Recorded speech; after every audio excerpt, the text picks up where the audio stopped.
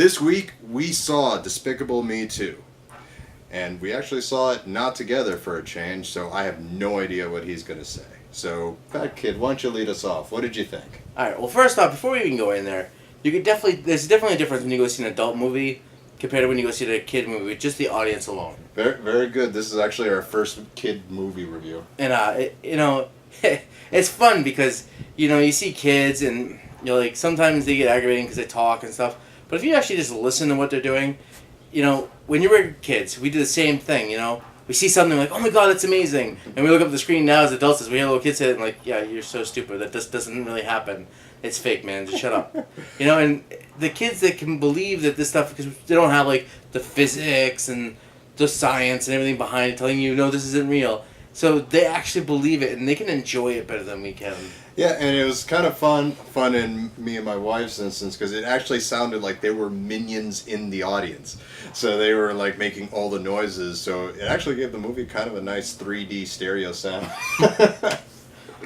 But just to touch on the storyline this time around, Gru's back, and he's been recruited by, how did it go, the Anti-Evil League? Yes. Anti-Villain League, thank you. The AVL. Yes, and he was assigned to help to find this serum that was stolen, and hijinks abound. So, what did you think, Fat Kid?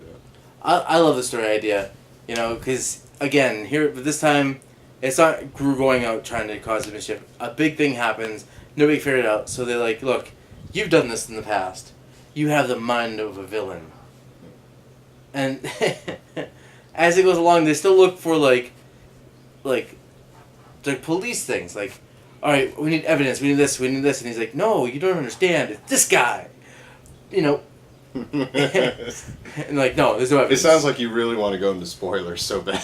No, but it just goes to show you, he feels that there's a different reason why he feels it's this guy, and, and he tells everybody, yeah, there's no proof of that, just go sit in your sandbox.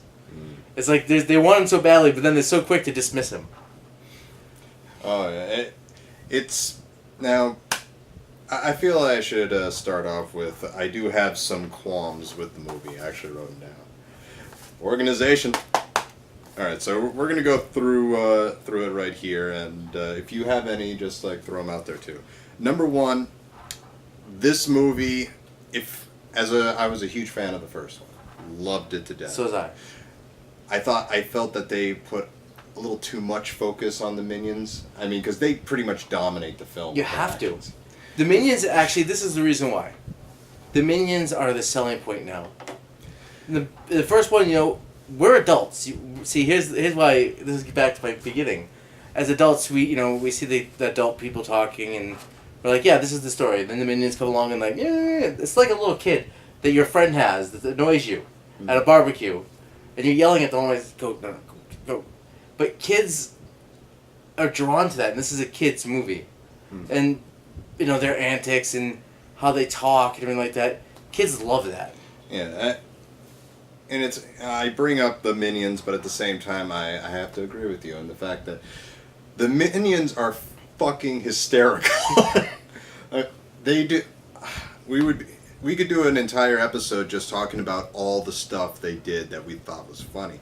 And to that measure, yeah, everything. The minions do add to it. However, they do dominate it. They're especially a lot more than the first movie. Oh, definitely. And you're absolutely right. They are the selling point to a point that, even some of the side characters like the daughters, Margot, Cindy, and I forget the last one. Enos or something, I think her name was. But anyway. Agnes, thank you. That they almost feel secondary to the minions. Well, you gotta also remember, in a lot of stories, they could already have a third planned out, and so they're kind of touching, the first one was about the kids and Gru. This one's about the minions, so it could be just trying to get everybody situated with all the different characters before they go into a third big movie. So a second problem is I felt was focus. Now, we mentioned the story at the beginning, but really it's more of a side story. Right. With everything that goes on. And I don't feel this is a big spoiler, but it's also essentially a story of Gru finding love and whatnot. The thing is, you could almost blame this on this being so many characters, but there's so many different stories in this one. Like, Margot has one. Gru has one. His partner has one. And, of course, there's the quote-unquote central one that it sort of takes away from it. Like, Agnes has a story. Margot has a story. I guess unless you count her being a ninja, the middle child has no story. No.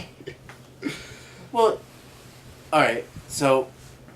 Again, a different perspective. Yeah, and you know, once again, we have to go into these with it's a kids movie, Malcolm, right. And I understand that. But. See, here's the thing: you have to have a main story to bring people back on. It's not like the focal point when it's a kid movie. Mm-hmm. Gru finding love and Margot finding love. It's to show the different level of attraction between the different age groups. Yeah. And it kind of, but even though it's the different age groups, there's different sexes too, because Gru's a guy and Margot's a girl, so it kind of like shows the opposite sides as well. So it's kind of like just an emotion feeder for women, because women, they're just like guys. There's certain things in movies that we are drawn to. Mm. Women like the drama, like the romance and stuff like that, and so some of the facts that we think are like, they know that guys, girls are going to bring their kids to this. So they want to put a little bit of everything in there for everybody. Yeah, once again, only because I've seen kids' films where they do a good job as far as the focus goes, I felt it could have used a little bit more, where it felt a little bit all over the place. And to some extent, though, that really did work for the film. The level of ADHD in the world today is extended. Therefore, we must create movies that have no focus just for those kids alone to feel normal. Mm. Therefore, we recommend this to anybody who has ADHD or ADHD. Remember, medication does help, but not necessary. Anyways, go on. Public service announcement, over with. And now this last part, it pertains to the ending, which I felt it was a little rushed, mainly from the 147 dates later part and onward. I felt that you could have made the third movie just from that. And it just seemed to, from getting from that first one to the end, which I won't spoil, but I will say it has an amazing rendition of a Boyz II Men song by the Minions in it. Which as soon as you realize that's what they're doing, oh my god. Well, here's another thing. Kids don't care about that focal point. The idea of what goes on between that timeline is something like we would need as people to be okay with where it is in the movie. Kids, on the other hand, don't need any of that. Okay. And I'm thinking from more, not only an adult perspective, but from a business perspective. Right. I mean, you could, like I said, that would easily make the third movie, but just out of curiosity, speaking of the third movie, did you stay through the credits? Not all of them. Yeah. Did you know that at the end of it that it hints at the Minions movie? I saw where the Minions interact in the credits. Yeah, from what I understand, I think like at the end of it, they show like a teaser or a trailer for them. They're gonna do a movie that's just Minions, which I feel is kind of a mistake. But how so? All right, well, it's sort of like there are certain characters that are good as a side character in addition to the main cast, which drive the story and whatnot. However, you can't really make them the focal point. It's like, here's a stretch. Okay, in WWE, there's Santino Marella, who's a funny side character. However, you can't make the entire program revolve around him because he's just for comedy's sake. That's what the Minions are. They're essentially just like a fun gag to stick in between the story. I don't know if they can carry an entire movie. Now, when they do this Minion movie, it's not going to be an hour and a half long. It's going to be a short. Was this movie an hour and a half long? I don't know how long it was. Okay. But I'm sure it's going to be like just a short. No, movie. Are you positive about this? Yes. How long? Like movie. Like 2 hours that's like the new average. I don't think it's going to be 2 hours. I think it's going to be just a short. We'll see. I'm telling you, it's a movie. Now, from a business perspective, it's about the money. And then the next thing he brings up is, so they're going to put out this other movie, which I don't think, you could do. But yeah, it's money coming in. It's money. It'll be some money. I don't know if it'll be as significant as... you forget, the kids in the world outnumber the adults by a vast margin. True, but they don't have jobs. No, but they do have tears. And that produces money from the parents' pocket. Indeed. But enough of my little qualms. Let's talk about what I like. Now, I could write an entire book of flaws. I could tell you all the little nitpicks in the story, the lack of focus, ba-ba. Long story short, I was laughing my ass off the entire movie. Oh, it was hilarious. And not just because of the movie, but the kids interacting in the audience with the movie. Like, whenever the Minions did something that, like, there's this one kid, he was sitting, like, way down. But when the Minions did something, like, hilarious, the kid would kind of, like, imitate him, like, really loud. And it was just hilarious, because he sounded even funnier than the Minions. Oh, God. I had a few kids like that, however... It was really annoying at the fire alarm scene. Oh, gosh. But no, and it's not just the Minions. The interaction between Gru and, what was her name? Angela? No, Julie. And Julie, the new character, his quote-unquote love interest. I really did enjoy the dynamic, and I actually believed them getting together and everything. Like, I love the fact that while Gru is sort of this gloomy... dark character, Agnes was a very bright and cheerful and sort of an eccentric character, and it balanced them out, which is a great combination. Yeah, because Gru's like such a down in the dumps kind of guy, and she is just like over the top, like excitement. And it was kind of cool. I could actually see like little pieces like where Gru finally realizes, hey, I like this girl. It was sort of like in the same way that me and my wife got together. So it was very cool. I enjoyed it. Yes, see, it's the same way. Malcolm used to try to take over the world and then changed his ways. Still trying. But and there was so many fun instances throughout this entire movie. I enjoyed it. I mean, as many quote-unquote flaws as it has, the long story short, it was fun. I enjoyed it. Kind of like the last movie, White House Down. Yeah, which unfortunately didn't do too well in the box office, but hey, I already pre-ordered it, like I said. Oh, another thing is about the movie I loved. It does one thing in this movie that is just awesome. Because, he's got the love interest and everything like that, and you see, like, his past where he, like, tried before, and then just, like, worst plane crash ever. Like, this plane crashed and, like, destroyed an orphanage on the way down. So, you can see, and his neighbor's always trying to set him up with somebody. And was it his neighbor? I was trying to figure out, okay, why is she even bothering? It's his neighbor. And, like, it's, like, bottom of the barrel people that she's trying to set him up with. And... you see him like, no. And then this girl comes in, and it happens, like, because at first he's just like, yeah, whatever. No, not like that. No, get away from me. No. I don't need you around. But you can see, like, it change. And when you first meet her, she already has an idea of, like, who he is and is, like, admired, like, his work in the past, which is kind of weird because she's, like, fighting for good and he was, like, for evil. But she still respected what he did. Yeah, and that's what once again what I enjoyed about the character, because when you first meet her, you sort of dislike her just because what she does with Gru immediately, but it's so subtle. Like the whole scene where they in the cupcake factory, where she's doing that, and I'm like, hold on, I think she's trying to impress him, and I just enjoyed that little interaction. Then Gru finally gets it, and it's very cute. I enjoyed the story. Right, and there's a build up to it, and there's like a lot of kid movies where there's just like no build up. It's like love at first sight. The only time love at first sight ever happens is with something that's not real. Like, oh my god, that's like, I love that car, I love that motorcycle, I love this, I love that. You don't look at a person and be like, yeah, I love that. It's the end of the world unless I have it. I hope it's not like that.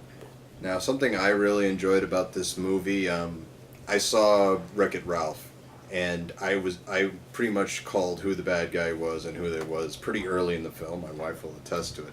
However, with this one, I did not see the bad guy coming until like just before he, revealed himself, which I thought was really really cool because I won't spoil it, but I didn't see it coming, so I applaud him for that. Usually, I'm able to figure those out quicker. And this bad guy is right up Malcolm's alley. He's so cool. I wish I could just reveal it. Oh my gosh. So yeah, and now let's talk about it. Animation style, it's still in the Despicable Me style. Looks great. I didn't see it in 3D. Did you? No.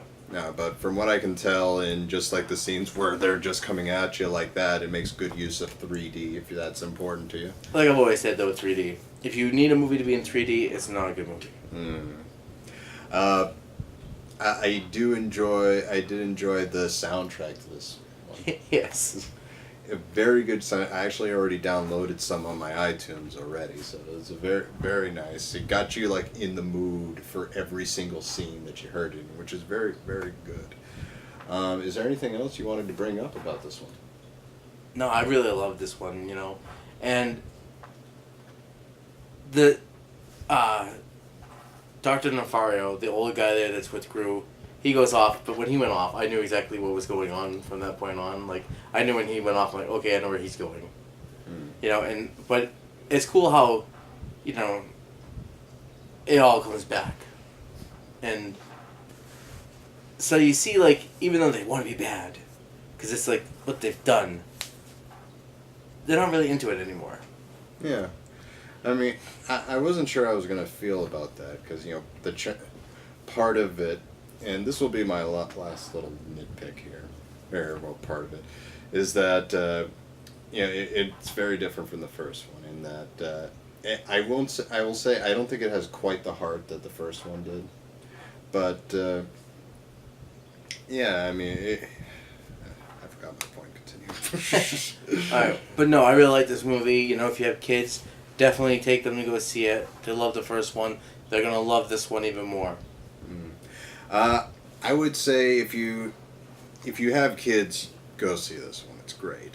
I would recommend, however, doing maybe a matinee showing for it. Especially if you have kids, because you don't really want your kids up too late. Mm-hmm.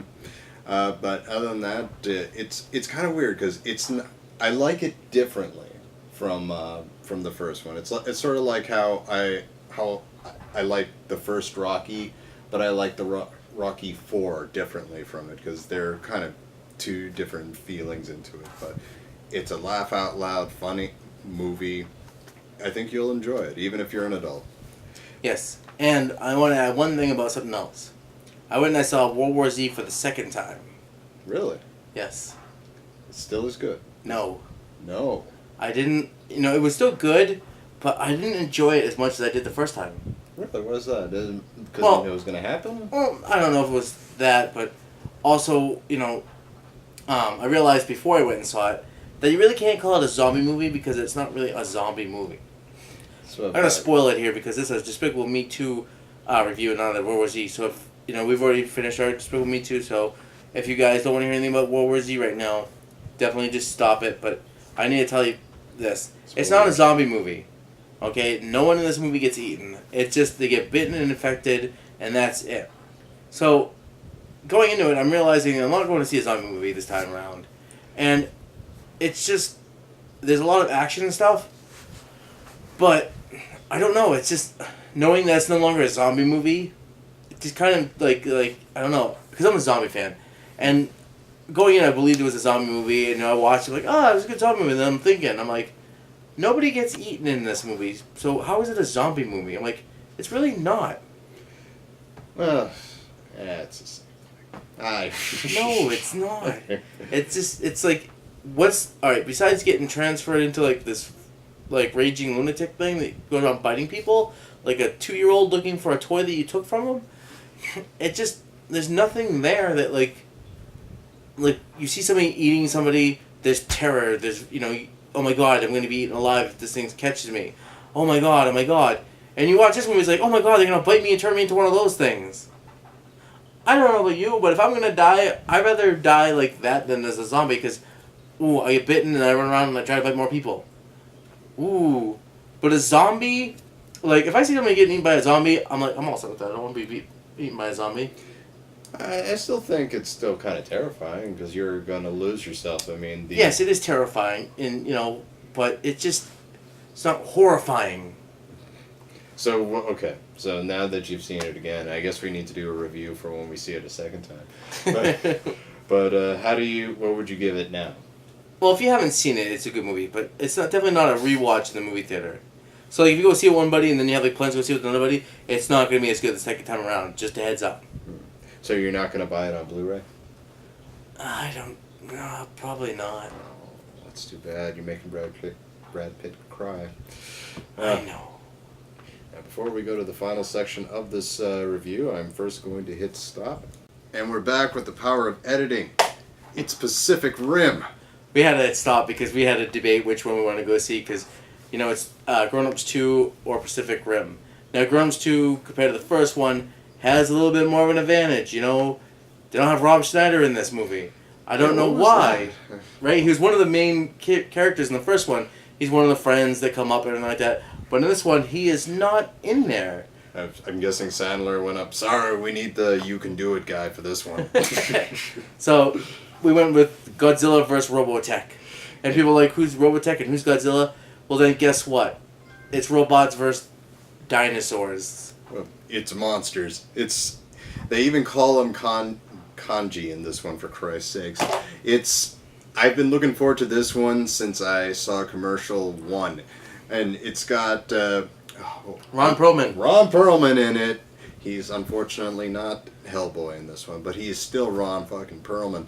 And you got giant, like you said, giant robots versus giant freaking monsters. Ugh, it's probably gonna suck, but I'm still gonna love it. I'm a Godzilla fan. I went and seen every Godzilla I could in the theaters, and I went and got. My cousin said he's a Godzilla fan too. We went and saw Godzilla 2000. Dude crashed out watching the movie, sleeping. Malcolm's gonna run around because he's a Godzilla, not just like I am, and so we have to wait another year or so before the next Godzilla movie comes out that they're working on. So this is a good tide us over for both of us. This is a placebo. Yes. It's better than a sugar pill because, it's combining like giant prehistoric creatures versus humans in a different way. I mean, it's not Jet Jaguar and fighting off Godzilla, but it's close enough. If they have Jet Jaguar, I'm gonna work out. Ultraman! No, but no, it definitely brings, it's right up me and Malcolm's alley. This will be goofy fun. I can't wait. And so, until next time, I'm Malc. This is the Fat Kid. We're going to see you next week in frame.